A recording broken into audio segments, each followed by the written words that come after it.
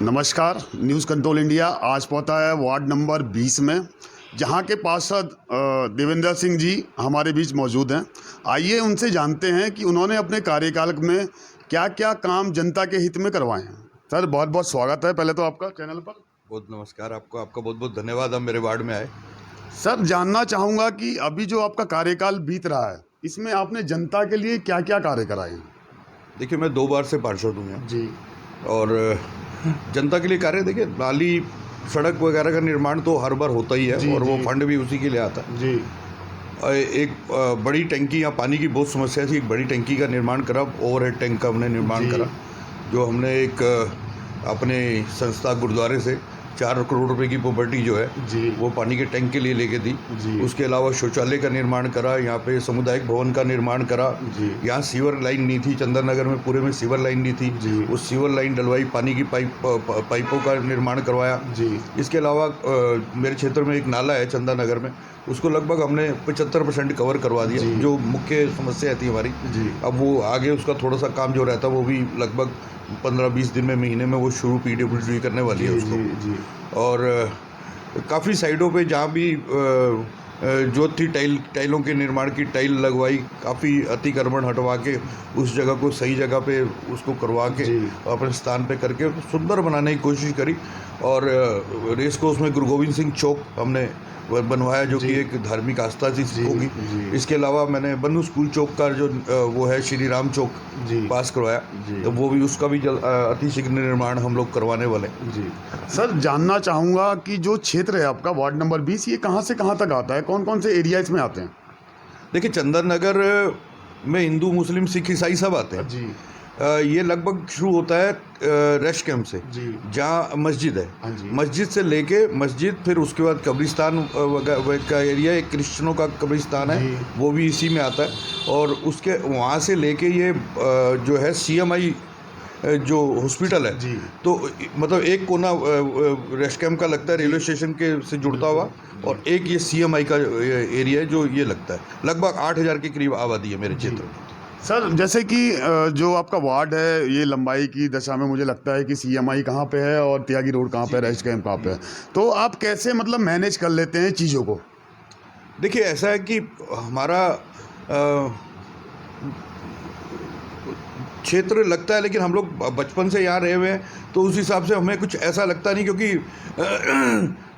जो मेरा वार्ड है वो अलग अलग भौगोलिक स्थिति सबकी अलग अलग है। जी। क्योंकि यहाँ पे चंदन नगर जो है वो पूरी बस्ती है। जी, जी। उसके बाद अगर हम चंदन नगर से बाहर निकलते हैं तो सारा अर्बन एरिया है, पूरा 100 फुट की सड़कें हैं। जी, जी। और CMI भी बहुत अच्छी सड़क है, सारा पौष इलाका इधर जी, पड़ता है। जी। चंदन नगर में ही एक सती निवास है, जो मुस्लिम बोलिए क्षेत्र है वो, जी। और सती निवास उसको बोलते हैं, चंदन नगर से वो, तो वहाँ छोटी गलियाँ हैं, वो बस्ती का क्षेत्र पड़ता है। जी। तो बस्ती के ही काम ज़्यादा होते हैं, बस्तियों में ही नहीं हम लोगों को समस्या आती है, चाहे वो पारिवारिक झगड़े हों, चाहे वो नाली का निर्माण हो या गंदगी हो, कुछ हो, जी। तो हम लोग उसको उस तरफ, बस्तियों की तरफ ज़्यादा ध्यान देने की कोशिश करते हैं। बाकी रेसकोर्स का और जो हरिद्वार रोड हमारी आरा घर आती है, जी, जी। यहाँ पे तो हम लोगों का ज़्यादातर व्यवसायीकरण हो गया, जी। दुकानें बन गई, तो इसलिए थोड़ी समस्या कम है वहाँ। सर, जैसा कि अभी सरकार की बहुत सी योजनाएं निकली थी, जैसे राशन कार्ड हो गया, आयुष्मान कार्ड हो गया, तो इस बारे में आपने कितने कैंप वगैरह लगाए और किन किन लोगों को उसका लाभ दिलाया? देखिए, कैंप तो लगातार नगर निगम ही जो है हाउस टैक्स का कैंप लगाता है, जी। तो वो साल में लगभग हम 2 बार लगाते ही लगाते हैं उसको। तो उस नगर निगम लगाता, तो मैं अपने क्षेत्र के लोगों के लिए भी उसको जो है हर साल लगाते हैं। आयुष्मान का कार्ड का कैंप मेरे यहाँ हर 6 महीने 8 महीने में लगता है। जी। उसके अलावा हम लोगों ने जो ठेली का लाइसेंस हो गया, या जो हमारी प्रधानमंत्री योजना के अंतर्गत जितनी भी लाभकारी योजना है, जिसमें ऋण मिलता है, 50,000 का ऋण है, वो बिना गारंटी के मिलता है, वो भी हमने कैंप लगाया। उसके अलावा वृद्धा पेंशन मैंने एक बार कैंप लगाया था, उसमें लगभग 300 बंदों का मैंने कैंप लगाया। जी। कोरोना काल के अंदर सबसे ज़्यादा वैक्सीनेशन जो है वो मेरे वार्ड में मैंने लगभग 2500 लोगों को वैक्सीनेशन लगवाई, जी, जी। और उसका भी कैंप लगाया। हम लोगों ने कोरोना में जो है लगभग 60 दिन लगातार खाना बना के बांटा। जी। इसका मुझे अंतर्राष्ट्रीय अवार्ड भी मिला हुआ है, महात्मा अवार्ड आपका सामने लगा हुआ बिल्कुल, है, बिल्कुल। जो किरण बेदी जी ने मुझे दिल्ली में दिया था।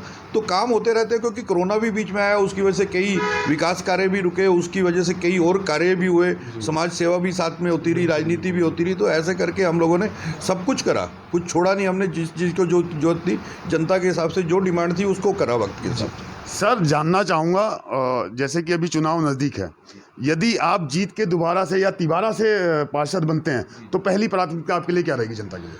देखिए मेरे वार्ड के अंदर जो बस्ती है उसमें कई जगह पे हम लोगों को मेहनत करने की थोड़ी ज़रूरत है। जैसे अभी नाले का कुछ काम है, उसको प्रॉपर ढकने का काम जो है वो करना है।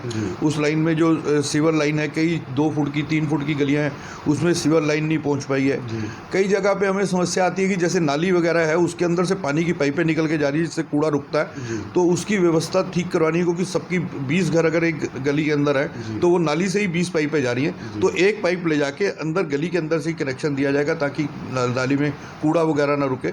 इसके अलावा और भी कई छुट्टर पुट्टर समस्याएं जो चलती रहती हैं, तो उसमें तो हम लोग लगे ही रहेंगे। सर जैसे कि अभी आपने देखा होगा कि डेंगू दायरा अपना बढ़ा चुका है, तो इस विषय में जनता की कोई आपके पास समस्या आई हो, या जैसे प्लेटलेट्स की समस्या हो या फिर ब्लड की समस्या हो, इस प्रकार की जो समस्या आई तो आपने उसको कैसे निर्वहन किया? देखिए हम लोगों ने लगातार फॉगिंग तो करवानी शुरू कर ही दी थी, और फॉगिंग के अलावा फिर छिड़काव भी हमने शुरू करा। और समस्या डेंगू की जो समस्या थी, जब तक हम इसको समझे तब तक हम बहुत लेट हो चुके थे, क्योंकि ये डेंगू जो है बाहर पनपता, डेंगू का मच्छर बाहर नहीं पनपता, ये हमारे ड्राइंग रूम, किचन, बाथरूम इनमें ही रहता है क्योंकि ये साफ जगह पे पनपता है। और हम लोगों ने फिर उसको समस्या को पकड़ा, लोगों के घर पे गए, गमले और उनके घर वगैरह का जो भी जहाँ पानी इकट्ठा होता है अवेयरनेस लाए, उनको जागरूक करा। और उसके अलावा हमने ब्लड का तो हमारा एक कैंप, वो हमेशा कैंप भी लगाया हमने रक्तदान का। अभी बहुत बड़ा कैंप मेरे रेस कोर्स में वैसे तो बहुत सारे लगे, लेकिन एक बहुत बड़ा कैंप हमने 733 यूनिट का कैंप लगाया ब्लड का डोनेशन का। और इसके अलावा हमारे ग्रुप भी बने हुए हैं, जिसमें किसी को ब्लड की जरूरत हो तो हम लोग वो तुरंत उपलब्ध करवा देते हैं, थोड़ा वक्त लेके। तो ये सर एक चीज़ और जानना चाहूँगा, लोकसभा चुनाव नज़दीक है, तो आपको क्या लगता है कि कौन सी सरकार आ सकती है? देखिए अभी भी अगर आप ये कहोगे कि किसकी सरकार आ सकती है तो हमारी तो बीजेपी की सरकार दोबारा आएगी। ये तीसरी बार पक्की बात है कि बीजेपी की सरकार आनी है। मोदी साहब बहुत सारी योजना लाए हुए हैं और हम लोग भी उनके कहे अनुसार जो काम कर रहे हैं, हर पार्षद, हर विधायक, हर मंत्री उनके अनुसार काम कर रहा है। ऐसा नहीं है कि कोई भी बड़े से बड़ा मंत्री हो, मुख्यमंत्री हो, पार्षद हो, विधायक हो, वो सब अपने अपने क्षेत्रों में पूरा काम कर रहे हैं। इस बार किसी ऐसा नहीं है कि कोई बिना मेहनत के जीतने वाला है, सब मेहनत करके ही आगे बढ़ रहे हैं। और मोदी जी ने सबको काम पे लगाया हुआ है, अपने अपने क्षेत्रों में ड्यूटी देने के लिए लगाया हुआ है। अपनी जो सेंट्रल गवर्नमेंट की जो पॉलिसियाँ हैं, जो योजनाएँ हैं, या हमारी राज्य सरकार की योजनाएं हैं, वो सारी योजनाएं जो है हम ज़्यादा से ज़्यादा लोगों तक पहुंचाने की, और जिनको लाभ मिला उनसे हमेशा मिलने की कोशिश में लगे रहते हैं कि उसका लाभ हम भी उठा पाए, पार्टी भी उठा पाए। तो मुझे नहीं लगता कि 2023 का चुनाव, 24 का चुनाव जो आने वाला है, उसमें हम लोग कहीं पिछली बार से कम रह जाएंगे। मुझे लगता है ज़्यादा बढ़ के ही हमारी सीटें आने वाली हैं। सर बहुत बहुत धन्यवाद जो आपने हमें अपना कीमती समय दिया। और ये थे हमारे पार्षद वार्ड नंबर 20 के, जिन्होंने अपना कीमती समय हमें दिया। मैं कैमरामैन मोहम्मद कैफ के साथ Nitin Singh, news control India.